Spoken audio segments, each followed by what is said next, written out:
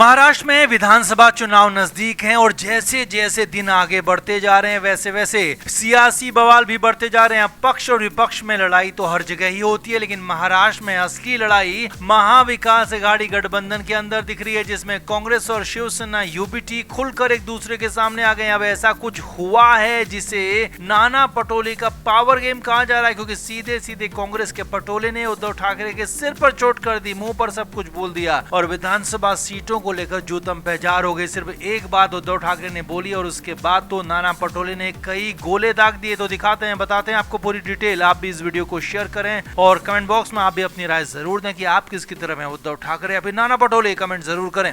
तो मंगलवार को उद्धव ठाकरे ने अपने घर पर अपने करीबी नेताओं के साथ एक बैठक की, जिसमें संजय राउत, अनिल देसाई, सुभाष देसाई, सुनील प्रभु और राजन विचारे समेत पार्टी के कई सीनियर लीडर शामिल हुए और विधानसभा चुनाव को लेकर मीटिंग हुई। अब इसी मीटिंग में तय किया गया कि उद्धव ठाकरे की पार्टी शिवसेना यूबीटी 125 सीटों पर विधानसभा चुनाव लड़ेगी। जी हां, कुल 288 सीटें महाराष्ट्र में है और जिसमें से 125 सीटों पर उद्धव ठाकरे की पार्टी ने दावा ठोक दिया और अकेले चुनाव लड़ने का ऐलान कर दिया। और इतना नहीं, ये भी कहा कि इससे ज्यादा सीटों पर ही लड़ेंगे, इससे एक भी कम सीट पर मानेंगे नहीं तो बवाल कर जाएंगे। अब ये बात उद्धव ठाकरे घर पर हुई मीटिंग में हुई और इसके बाद देर शाम गठबंधन की भी बैठक हुई, जिसमें उद्धव ठाकरे, संजय राउत के साथ कांग्रेस के नाना पटोले भी शामिल हुए और जबकि शरद पवार की पार्टी से जयंत पाटिल भी शामिल हुए। अब इस मीटिंग में उद्धव ठाकरे कुछ कह पाते, कुछ बोल पाते, उससे पहले नाना पटोले भड़क गए, नाराज हो गए, बहुत कुछ बोल दिया। जी हाँ, नाना पटोले ने साफ साफ कह दिया कि कांग्रेस 150 सीटों पर चुनाव लड़ेगी और ये फाइनल है, इससे कम सीटों पर कांग्रेस चुनाव नहीं लड़ेगी। अब कांग्रेस अध्यक्ष नाना पटोले की बात सुनकर सब हैरान हो गए, क्योंकि कहां तो उद्धव ठाकरे 125 सीटों की डिमांड कर रहे थे और नाना पटोले ने उससे भी बड़ी चोट कर दी और सीधे सीधे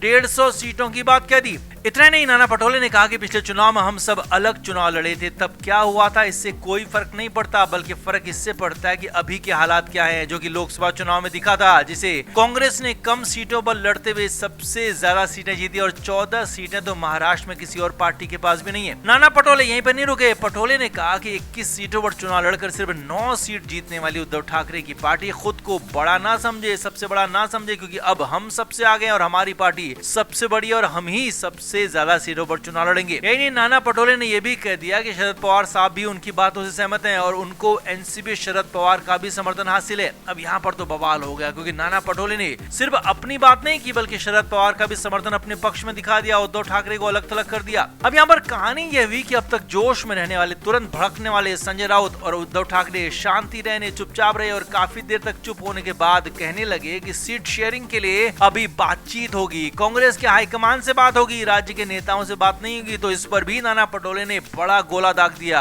नाना पटोले ने साफ कहा कि उनको हाईकमान का पूरा समर्थन हासिल है, राहुल गांधी उनके फैसलों में उनके साथ है, जिसके बाद उद्धव ठाकरे की हालत और ज्यादा खराब हो गई, क्योंकि उद्धव ठाकरे अकेले चुनाव लड़ना नहीं चाहते हैं, बीजेपी के साथ जाना नहीं चाहते हैं, इसीलिए महाविकास आघाड़ी फिलहाल उद्धव ठाकरे के लिए मजबूरी तक बन गया। और ऊपर से कांग्रेस, शिवसेना, यूबीटी यानी उद्धव की पार्टी को 100 से ज्यादा सीटें किसी भी हालत में देना नहीं चाहती और इसीलिए प्रेशर गेम चल रहा है। जबकि उद्धव ठाकरे पिछले विधानसभा चुनाव का हवाला देकर 125 से ज्यादा सीटों पर चुनाव लड़ना चाहते हैं, क्योंकि पूरी की पूरी कहानी यह है कि जो ज्यादा सीटों पर लड़ेगा उसकी ज्यादा सीटें जीतने की संभावना भी होगी और ज्यादा सीटें जिसकी होंगी मुख्यमंत्री भी चुनाव के बाद उसका ही होगा। इसीलिए ये पूरा का पूरा बवाल चल रहा है। तो आपका क्या कहना है? क्या अब नाना पटोले उद्धव ठाकरे पर फाइनली भारी पड़ रहे हैं? कमेंट करके आप जरूर बताएं, वीडियो को शेयर भी करें।